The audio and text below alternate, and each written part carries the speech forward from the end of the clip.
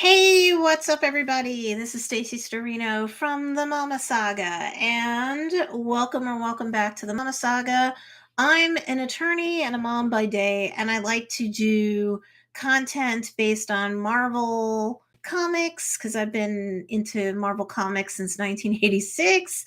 Anything MCU or Marvel Cinematic Universe related, and of course Disney Plus stuff, especially as it concerns Marvel. If you like any of these things, make sure you subscribe. Most days of the week we have edited videos here, but then I also do live streams with replays. I just posted the new playlist I've created for Ant-Man related content, and there's two videos in there already where they're Miss Marvel based content, but I go into theories that I have that connect Miss Marvel to Ant-Man, and I do think that she's going to directly and or indirectly have a connection to what's going to go on in Ant-Man and the Wasp 3 or Quantumania. So in that playlist are those first two videos, and I really break out why I think that's the truth in those videos. So even though the accent mark is on Miss Marvel, we definitely talk about the quantum realm, how I think her negabands are connected to the quantum realm. The MCU may be mashing up the quantum realm with the negative zone. If you're a Fantastic Four fan, you understand.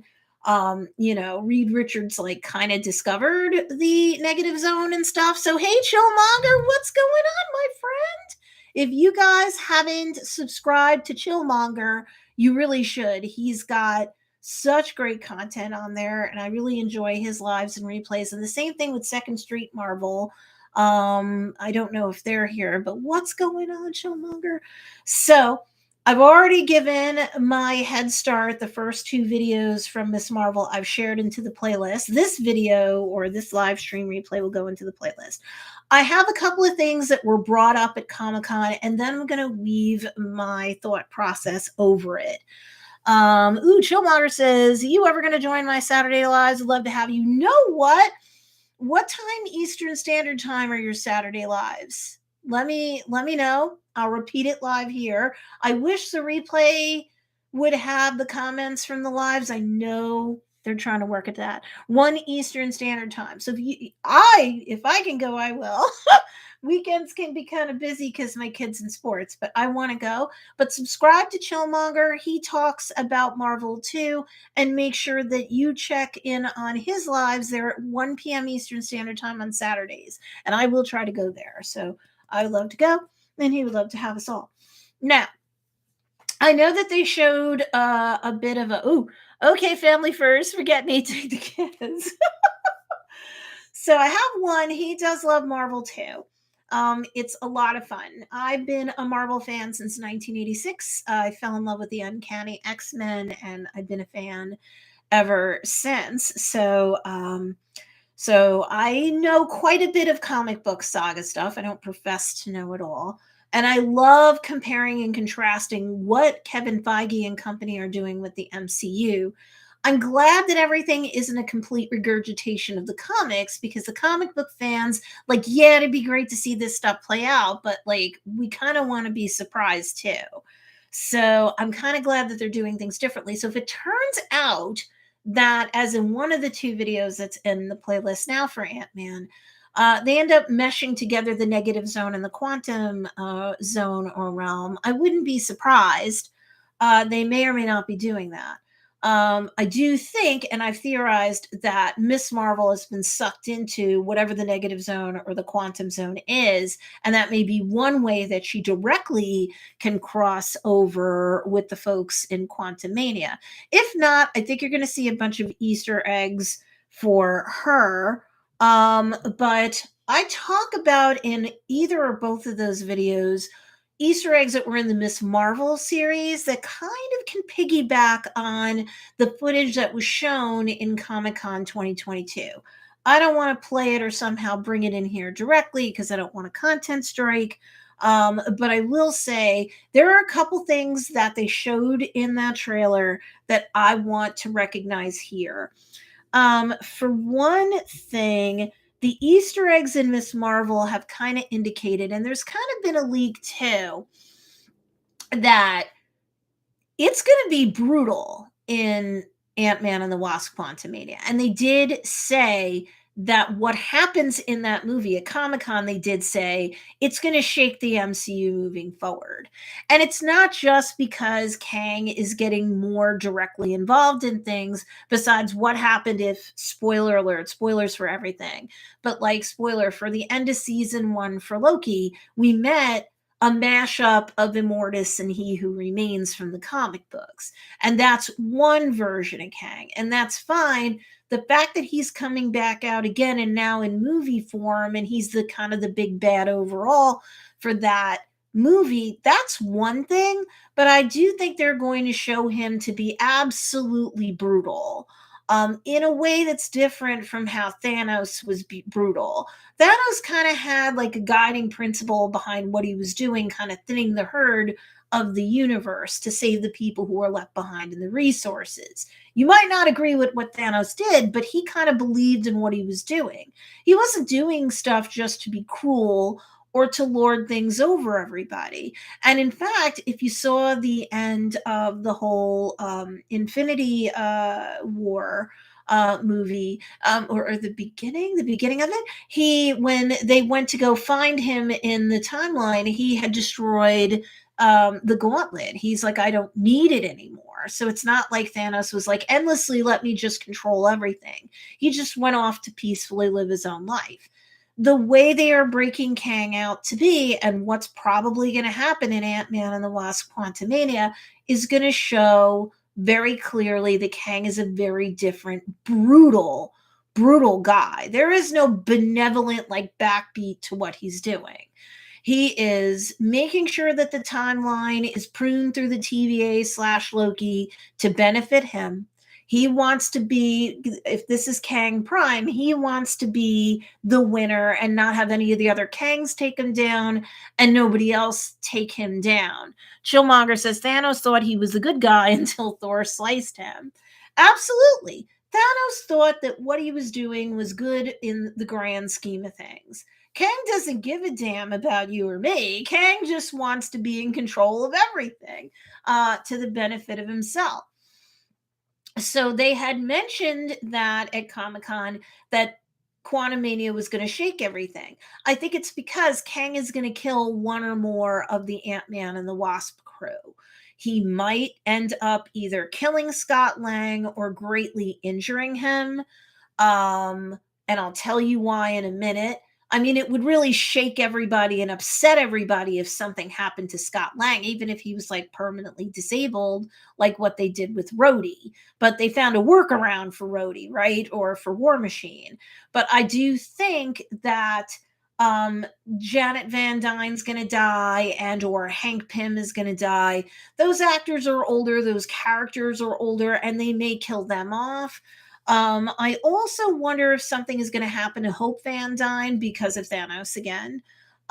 Because Cassie Lang, they're not using the Stature version of her. They're using the more recent comic book Stinger version of her, where she's kind of like, she's got Wasp-like powers. It's kind of like an upgrade on what Hope Van Dyne has. And I wonder if they need if they're going to be duplicative with the characters that they allow to hang out in the MCU. There's no reason to just have endless duplicates of people's powers. So I'm wondering if something happens, whether it's fatal or not, to Hope Van Dyne. Or the Wasp, especially because they made the choice of going with the purple Stinger outfit and probably the powers that go with this. He's not Kang the caregiver, says Chillmonger. No, he is not. Oh my goodness. Oh, wait, hold on. Oh my God. Okay, that's crazy. Okay, so I do think that people are going to be gravely injured and or die. And I think that Scott Lang's going to get his comeuppance. They, not only in the footage that they showed off at San Diego Comic-Con, but beforehand too. One or two of the Easter eggs from Miss Marvel shows that Scott Lang is kind of a little bit much at this point. His podcast, he's kind of the, show, the star of the show for his own podcast.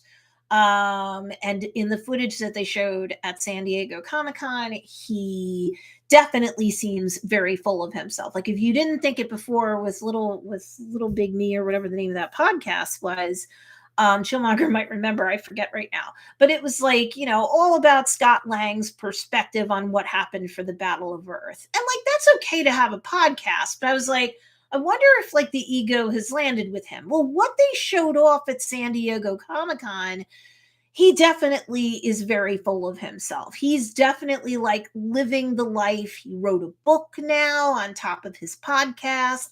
He's a bit of an influencer. So he definitely has a more affluent, influential life because of his whole run as an Avenger, which on the one hand is okay. But when you look at the Easter eggs that were in Miss Marvel, you can see that not only did he have the podcast and he's making a big deal of himself, but in episode 1 of Miss Marvel, again, spoilers, when she was at AvengerCon, there was the really big statue of Ant-Man. He was in that enlarged version of himself. He's towering over everyone else, which might be his perspective, right?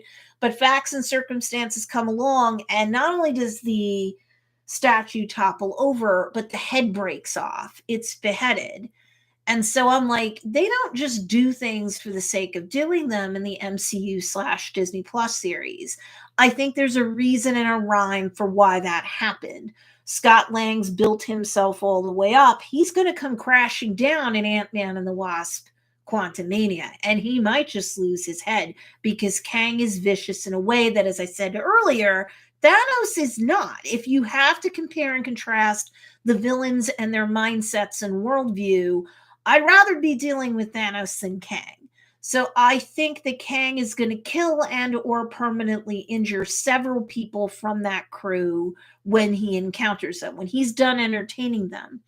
And I know also that from the footage that was shown off at Comic-Con, that Scott Lang, once he interfaces with Kang and the basic introductions are over, he's like, I think you've made a big mistake. I'm an Avenger.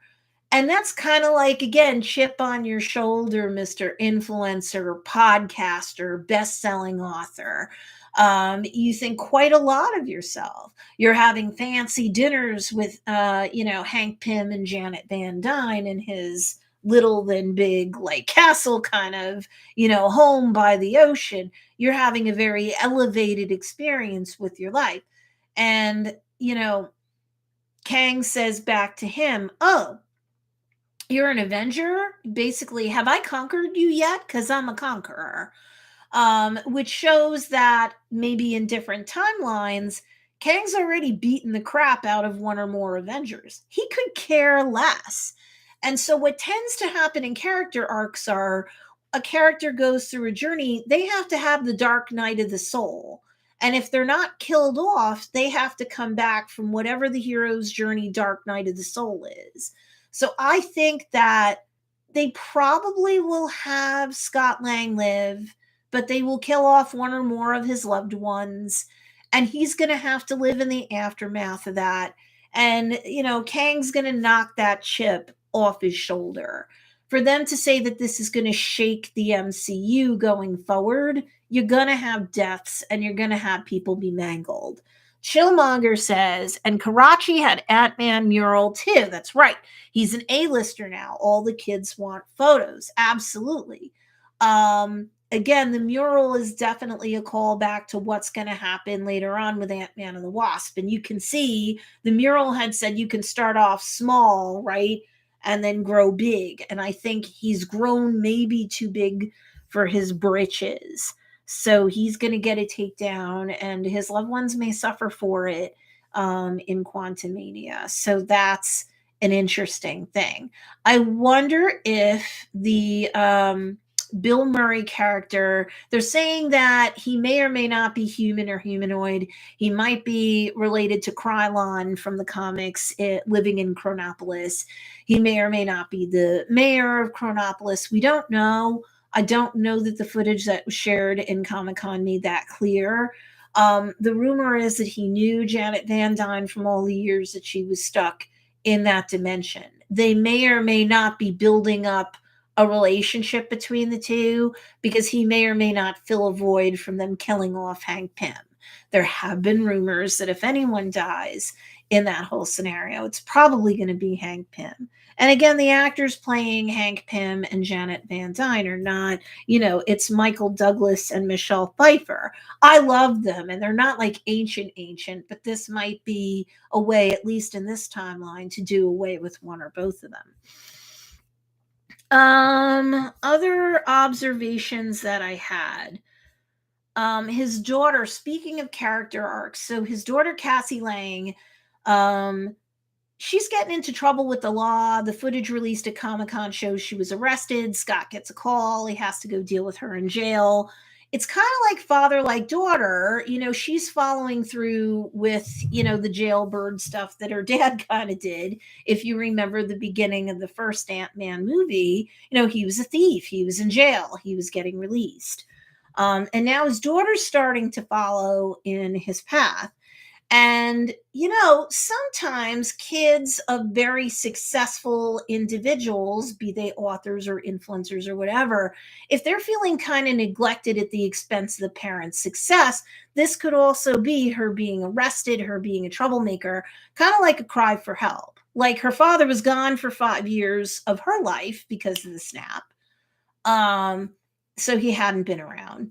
I think when he went to jail, she was very, very young. So that may or may not have affected her also. But he was gone for 5 years because of the snap. Then he comes back and he makes his fortune off the Battle of Earth and the knowledge that he shares through his podcast with the general population. So the daughter might respect him for his success, but be pissed because that may have also taken away his focus on her. So she's going to go through her own separate character arc as Stinger in Quantumania. She's going to go, I would think, from zero to hero, from troublemaker to a heroine, because she might have to step in her father's place. There have been some leaks to this effect as well, where he either dies or he is seriously, gravely injured, and then he is a mentor to her if he survives, of course, and he teaches her how to take over. And then she has been a member of the Young Avengers in the comic book saga.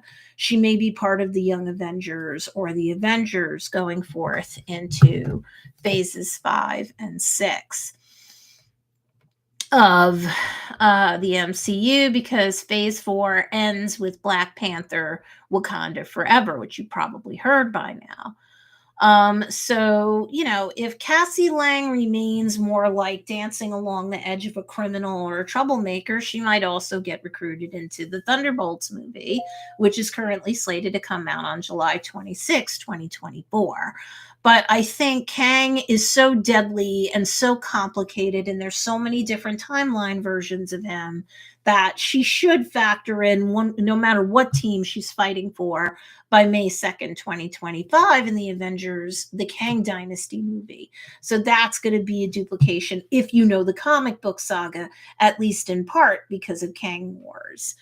Okay, the only other observations that I had from what was released from Comic-Con this year, there's two things. Number one, there is a bit of an exposition dump from what was shown in the footage that Kang gives to Scott Lang to talk about the fact that time isn't a straight line, that Scott Lang doesn't understand how time works. I'm wondering if they're doing that because if you missed the Loki season 1 episodes, especially the 6th one, where we meet Immortus / He Who Remains, which is Jonathan Majors played that. If you don't have access to Disney Plus and or you didn't see that series, you're going to need a mini exposition dump between Kang and Scott Lang to kind of orient where the MCU proper is going. So I guess that makes sense, and I guess that's why they're doing it, because I sat there going, why would he be so talky with him? Kang normally would just probably want to gut him.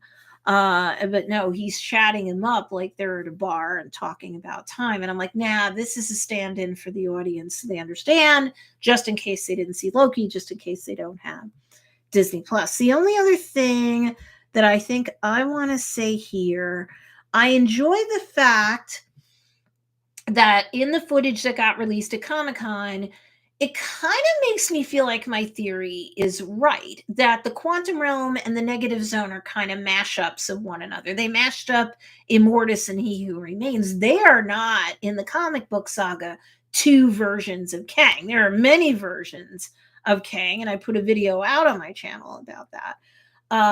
But He Who Remains was not a version of Kang. Immortus was. He Who Remains was with the TVA and they served Kang, but he actually was a non-Kang person who just was like the last TVA agent at the end of time, kind of trying to set everything up to, make sure that the TVA could continue to function. So just like they mashed up those two things, I think they're mashing up the negative zone and the quantum realm. Chillmonger said it is infinite. I'm actually a version of Kang. Well, I better make sure I don't piss you off, Chillmonger. Nobody piss off Chillmonger, because I'm telling you, man, Kang is brutal, and they have to set him up as brutal. Kang has to factor into the fact pattern from, let's see, we have to be talking about him, and he's going to factor in multiple pieces of Marvel properties from February 7, 2023, when Ant-Man and the Wasp Quantumania comes out, until at least Avengers, the Kang Dynasty, which is May 2nd, 2025. So you got 2 years of Kang goodness. We know that Kang is ruling over the TVA at the end of episode 6 in Loki. So season 2, Kang's going to factor into that. I forget how many episodes that's going to be. I think there's another season of Loki after that that's slated. I think we're getting at least 3 seasons total of Loki. So again, that's a Kang thing, and it kind of makes sense because they need him to pop up several times over the next 2+ years.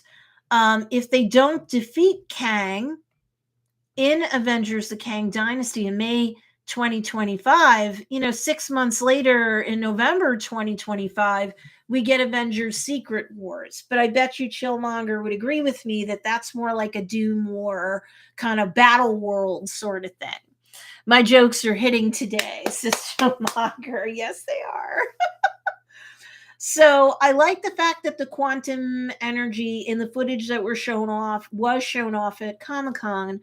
I like that the quantum energy changes colors several times. You see it be orange, you see it be blue, and you see at one point it pulsates red. So I think that you're getting a mashup of everything. And I think that the orange quantum stuff, when you were watching either of the 2 Ant-Man movies and Ant-Man went into the quantum realm, you should have seen both times, if memory serves, orange and blue. The red seems now. So it's not just like, I know that Marvel has done its best to keep color codes on powers. The Scarlet Witch has red chaos magic. The Jinn are magical, mystical creatures, and their powers were mostly purple. Agatha Harkness, when she was using more traditional witchcraft magic, that was purple. The gods in Moon Knight, when they were using their powers, those were white, right? So everything's kind of color coded, but it's interesting how Kang is mashing up the oh my. Hello. Hi. I see you. So yeah, it's interesting how Kang has such control over the quantum realm and over time that he's so powerful, he's shape-shifting the colors around. As you might recall at the end of Shang-Chi and the 10 Rings, when they had that extra post-credit scene and Wong was talking about the power of the 10 Rings. Yes, the 10 Rings were like a purpley blue when Wu used them. They turned into orange coloration when Shang-Chi was using them. And then when they were firing off as a beacon and Wong was examining it, Wong was like, we don't recognize this power signature or this tech, and nobody else did. my best guess at this point is because they're orangey, it's more quantum realm related and or Kang related, which then makes me wonder, and I don't know what Killmonger thinks of this if he's still here. Um, I wonder if it really is that Miss Marvel's bangle is part of the set that you had for the Negaban set, and that the 10 rings were collectively one band and probably Kang Tech at this point. Remember, Kang's all over the timeline. One of his versions is Rama-Tut. He went back to ancient Egypt. In the 6th episode of Loki season 1, you could see how time was like this endless like disc, and you had it's an endless ring, and then the timeline fractured and broke off. Yes. And you saw multiple universes in Loki. You also saw multiple universes, if I'm not mistaken, in the Eternals. So you got a lot of Kang going on, and he can go in and out of everything. So he could have gone all the way back in time and laid down the 10 rings one way or another, purposefully or not. And Wenwu found them and drained off all that power and used it. Chillmonger agrees. Yeah, that's why the 10 rings were in episode 3 of Miss Marvel. Yes, and we saw it in the 10 rings temple. So all of this stuff is definitely interwoven, is my point. So Ant-Man and the Wasp, get ready for a lot of violence. That's going to be probably very upsetting. That's not going to be just an easy, triumphant romp. Again, they were happy to sacrifice, again, spoilers, at the end of Endgame. They were happy to sacrifice Iron Man, quite frankly. So there are no like sacred cows. So Ant-Man, no offense, I like him as a character. I love the way Paul Rudd portrays him. I'm not downing Ant-Man at all as a character. I think they did great casting for him, but I think he's either going to die or just get mauled, and he's going to have to mentor Cassie, who has to take over. New Hulk. Yes, New Hulk is definitely very exciting. Is that She-Hulk that you're talking about? Because Red Hulk they haven't come out with. The character that played Thunderbolt Ross, unfortunately, is gone. So that's a little bit upsetting there. I don't know if they're going to recast Thunderbolt Ross. I don't know. It'd probably be a good idea if they did, but you've got Val, Julia Louis-Dreyfus playing Val, and she could basically take over just completely running that team and not just recruiting members for that team. So it's interesting to see who Red Hulk could be. Or does the Abomination stand in the shoes of Red Hulk and join the Thunderbolts that way? Depending upon what they do with Emilia Blonsky's character arc in She-Hulk, they may or may not, if he becomes more of a good guy character, that's one thing. But if he's still a little sleazy and gray area, I do see him taking at least the position of the token Hulk, if you will, on the Thunderbolts. All right, so that's all out of me, all you're going to get out of me for now for what I saw in connection with San Diego Comic-Con for Ant-Man and the Wasp. Earlier today, I was on for She-Hulk, and I have a playlist for She-Hulk. I have a playlist for Ant-Man and the Wasp as well. Of course, I'm going to start doing separate standalone edited videos for Ant-Man and the Wasp to talk about my theories there. So if you haven't subscribed to the Mama Saga yet, please make sure that you do. The goal is to get to 7 days a week content on this channel. But right now I have several a week and they're mostly edited videos. I will be coming on live later on to talk about some more content from San Diego Comic-Con. Work just got a little bit busy. Where is Iron Man? I know that they're going to come out with different forms of Iron Man from other universes. I'm very sure of it, or other realities. Will it be Robert Downey Jr., I don't know. He had said years ago that he was kind of done with that the equipment that they put on him is very heavy to walk around or be cast up on wires for. He didn't know that he was still interested in doing that. And he and his wife, in real life, the Downeys, have their own production company. And that's where they've really been putting their time.